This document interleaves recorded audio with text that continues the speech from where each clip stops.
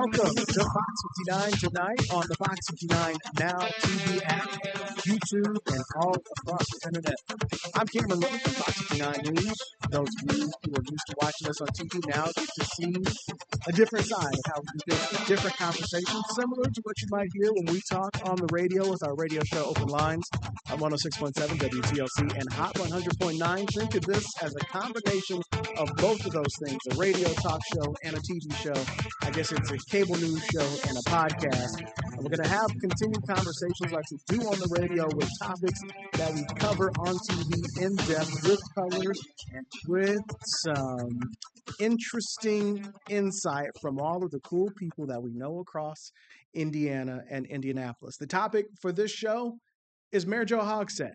That man right there, once upon a time, told me, Cameron, I think 3 terms is enough. And if we go back far enough, I remember him saying 2 terms was enough. But there was a lot of speculation that Mayor Joe Hogsett is looking for a 4th term to run the city. Right now, he's slated to run the city until January 1 of 2028, but it may appear that he wants to do a little bit more. That's because of a fundraiser he had just recently.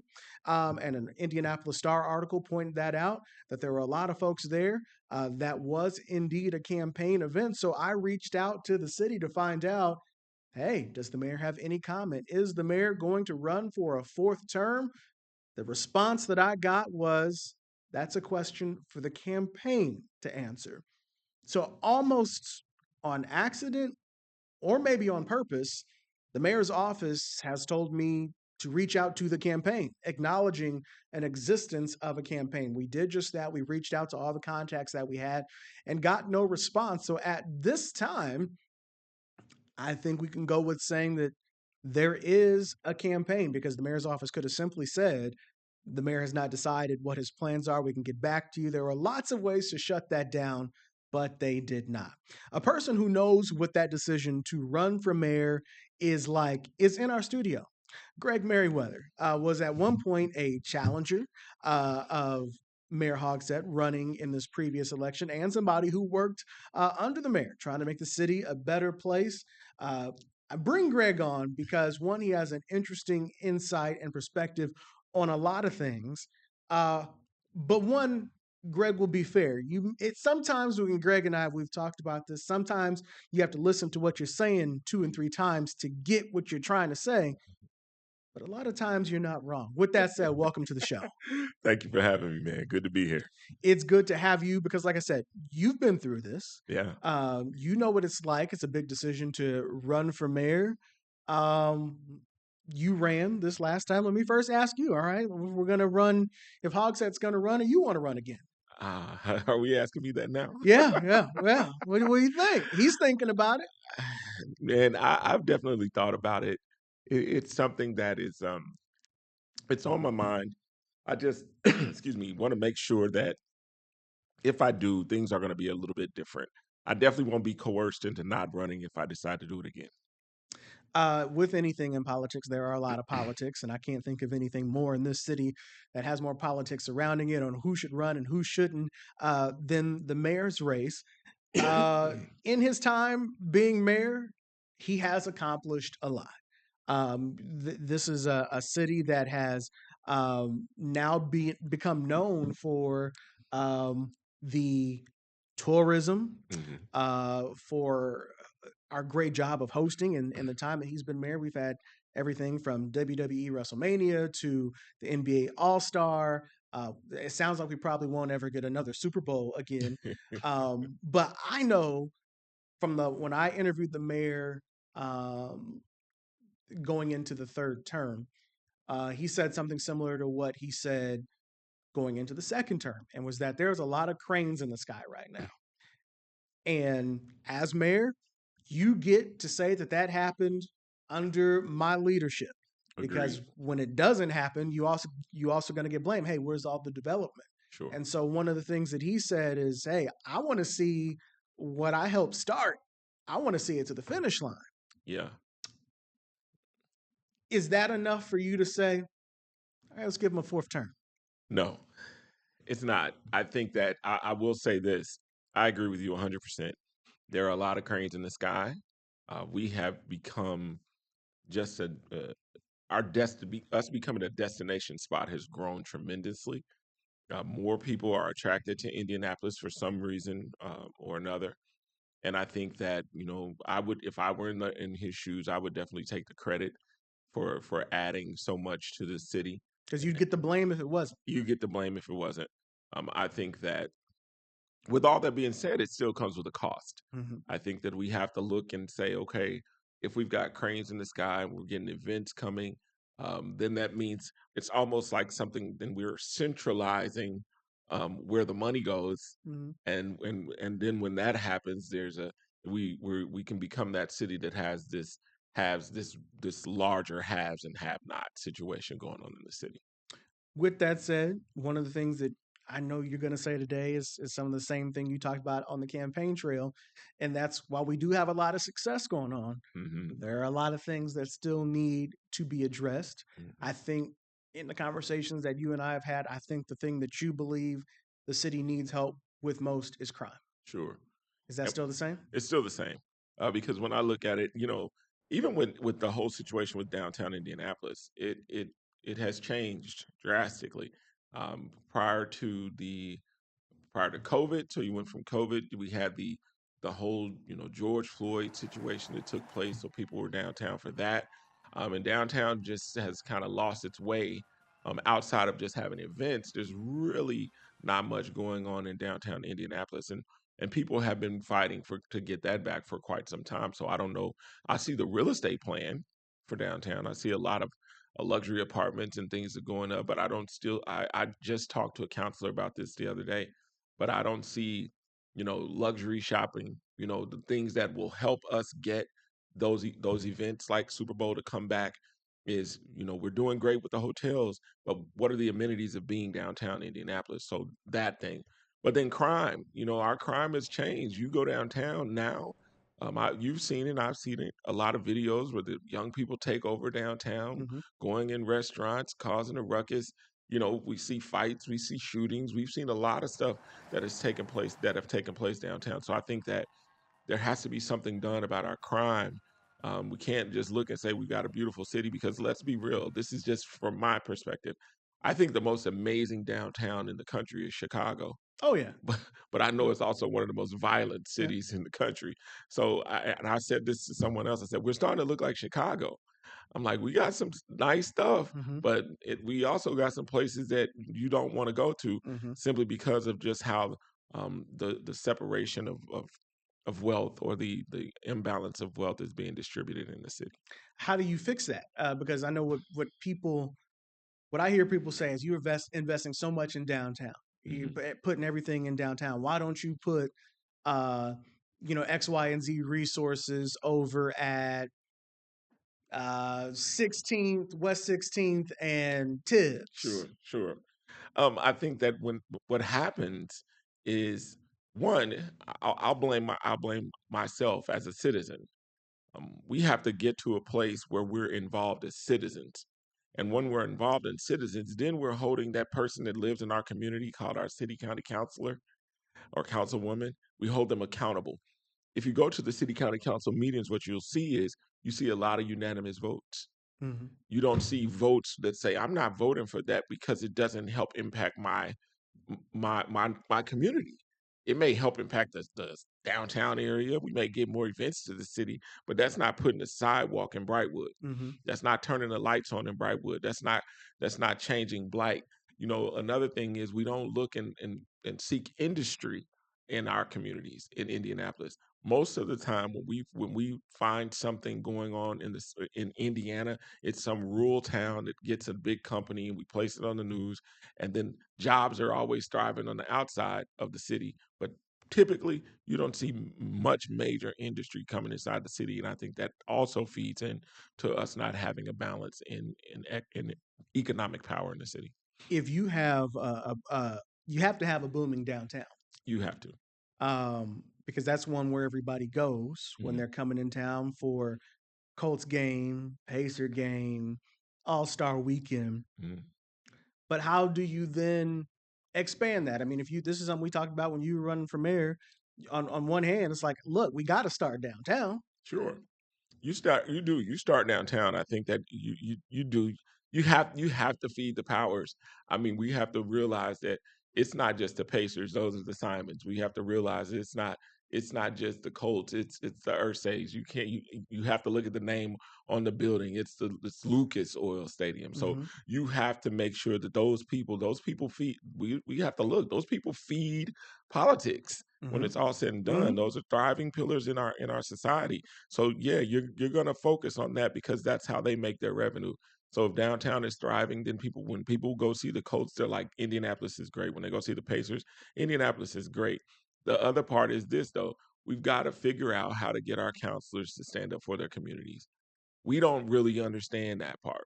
We don't understand that they have to be open and honest about what's happening in their communities and then they're at the table. When we talk about being at the table, we're at the table. It's just through a representative. And that representative has to speak on the issues in their community and say, we need this, we need help with this, and then ask for some of those resources that are being gained from downtown and ask for some of those resources to be placed into those communities. There was a time I remember it was last year where each counselor was supposed to get $1 million that went towards their districts. How they spent it, I don't know, and I don't know the costs of whatever it is they were trying to do. I know in Hallville they got one street paved, Mm-hmm. but that's about it. Mm-hmm. But I think that was only 200,000. I think the other went to a more prominent area close to like Fall Creek or something like Okay. that. So it's a balance. It's a funny game that they're playing, but at the end of the day, that counselor has to fight for those amenities in poor communities. Fourth term, Joe Hogsett. You hear that, and your initial reaction is what? Why? Um, I look at this city and I say, yes, you may have areas where you can have a lot of fun. But when I look at the structure, the infrastructure of the city, when I look at things like potholes, when I look at crime, when I look at just people involved in the administration, how murky that has become, how it's looking dishonest, Mm-hmm. how we find people getting placed in positions and then all of a sudden fizzling away, it makes me ask why. I think Indianapolis, in my humble opinion, has been abused for all these years. And I said, once you realize it's not working in 4 years, it's like a bad relationship.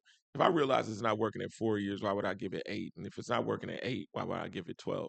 So at the end of the day, I think it's time to it's for me. It's time for the city if he makes the decision to run again, I think it's time for us to divorce Joe Hogsett. You mentioned potholes. Sure. This is something that every mayor has to deal with. Um, I hate potholes just as much as the next person, especially owning a fleet of buses that are driving over these potholes. But is it really something that the mayor can control? I don't think he can. Let me take that back. Can he control it? Possibly. And when I say that, I say possibly because I'm like, we'd have to take a hard look at the city's budget and make a decision on how we want to maintain our streets. We can go to other communities around Indianapolis, and there are two places deemed some of the best places to live in the country Mm-hmm. between Carmel and Fishers. Mm-hmm. So if we go there, maybe we need to ask the former Mayor Brainerd, what he did to make sure that their streets stayed intact and find out what materials were being used.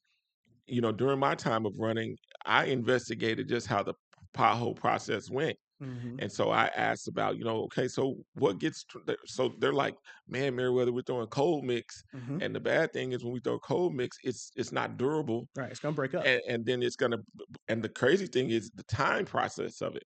So the process is you go in, you find the pothole, you clean it out all the way through to the bottom. Mm-hmm. So if it's got water in it, they need something to get that out. Mm-hmm. If it's got anything in it, they got to get it out. Mm-hmm. Because what happens is if you pack the cold mix on top of it, the water is seeping down beneath it, which Mm-hmm. creates a larger hole. Mm-hmm. The, And as it gets warmer and freezes, it pops that it, hole right back out. right back out, and 9 times out of 10, a bigger hole. Mm-hmm. So when we look at this, that's one thing. The other thing is cold mix is thrown throughout the winter, Mm-hmm. period. Mm-hmm.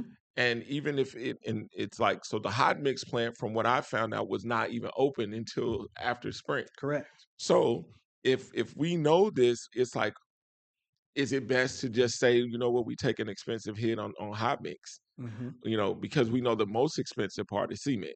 So we're like, we're not going to do that. But I would say to look into what's more durable. There's some, I mean, we've got, what's one of the chemical engineer school in Indiana? Rose Holman. Mm-hmm. You got Purdue, you got some of the best chemical engineers in the world. Let's figure out what makes it more durable. Take that investment part and say, you know what? I'm dedicated to looking into this and finding out what is more durable and cost effective and then fix it. Because there are places that have it better. Well, you mentioned Carmel and Fishers, and I always tell everybody, once you go over 96th Street, is the rules are completely different. Totally different. And much of that has to do with the State House, which I have seen Joe Hogsett at the State House this year. Sure. And the DPW director, his name is Dan. Dan's last name is slipping me. Okay. But he's been there. Sure. And they've been explaining to the State House, like, hey, you guys have to reconfigure how we get money. We have way more roads, lane miles as they call it, than Carmel does, than Fishers does, than any of these other cities, and we get paid pretty much all the same. Mm-hmm. And you said this is the Department of Public Works? Department of Public Works. Todd Wilson? No, his name, he's now, well, he was DPW. I believe he's considered a deputy mayor now. Okay. But his first name is Dan. Okay. And I've interviewed him multiple times, and it is slipping me right now. But they have been there. They've been asking to get some more funding. So I just throw that caveat in there, that it's not just the mayor to wave a magic wand. But I also asked you that question to gauge your fairness of where because your answer was no, it's not totally something the mayor could do. Yeah. Because somebody's going to say, well, there's old Greg Meriweather being a Hogsett hater. Thanks. And you could have said, yep, it's totally the mayor's fault. No, but you didn't. it's not. With that said, there are things, you mentioned the investment and people wanting to come to certain places, having those amenities. The mayor's big dream is to have that Major League Soccer stadium. Yeah. Is that, I believe, that's one reason he's looking at a fourth term, because he wants to bring that stadium here. I agree. I think it's a great idea. I think it would be huge for the city of Indianapolis to have a soccer team. Again, how we're going to pay for it is a question. We have and the other thing is we have a lot of stuff. Again, we have a lot of stuff going on in the city, but I'm like, if we get the soccer team, I'm like, who suffers? Who suffers once we do it? And I just think that Indianapolis is changing so fast. It's like a rapid change, and the gentrification is so high, and the city is becoming so expensive that if once you continue to add all these grand amenities, and then it's hard to go outside of 465 because even outside of our 465, it's still not cheap. Right. So you look, and a lot of people, especially Black and brown people, may not be able to live in Indianapolis. So I have a concern there. But I do think that if you could figure out a way to make your city more appealing, then by all means you should do it. Of course, one way has been all the investment downtown. The jail that's downtown is going bye-bye. In fact, it's pretty much a skeleton at this point. I saw that. There it, of course, was once upon a time, but now is that too is going to be redeveloped. You mentioned the Simons; they're getting a little piece of that land. Heck yeah. And then there's also going to be some shops and mixed use and some apartments and whatnot. But again, what I usually hear from people is the complaint that you only invest in downtown. Sure. And on one hand, I want to say, well, yeah, that's where you should. I guess I'm trying to figure out what is the argument that they should make to say you should also come invest in this area that is just not downtown. It's a sad thing when you realize that a lot of things that you currently see won't be. When you think about Martin Luther King Boulevard, in my mind it won't be. I think it'll be somewhere else. You think so? because it's just a main strip into downtown Indianapolis. The the demographics are changing, the property value is changing, Mm-hmm. the park systems are changing and getting Mm-hmm. better. When you get into closer to the Hallville area, even though it's like on the outskirts, you got Marion University buying a lot of the property over there. So you see a lot of stuff where the expense is changing.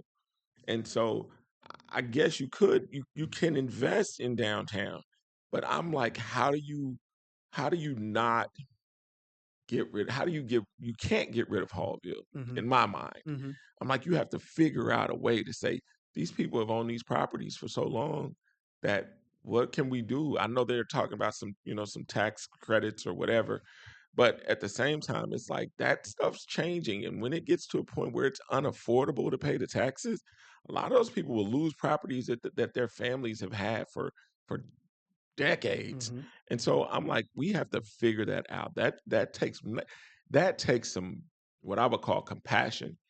That takes some investigating, but it just you gotta want this city to be a city where the people who've wanted to stay can, as opposed to this thing of saying, man, some of y'all gotta go because we trying to make this city just a rich city, and you gotta go if you can't live here. That shouldn't be to me. And we've seen what the city could look like being a rich city Yeah. with All Star Weekend, how successful that was. Again, all these are things that if Joe Hogsett is listening, he's saying, "Yep, and that's why I should do it again. Yep, that's why I should do it again. Mhm. Yep, I want to do more of that.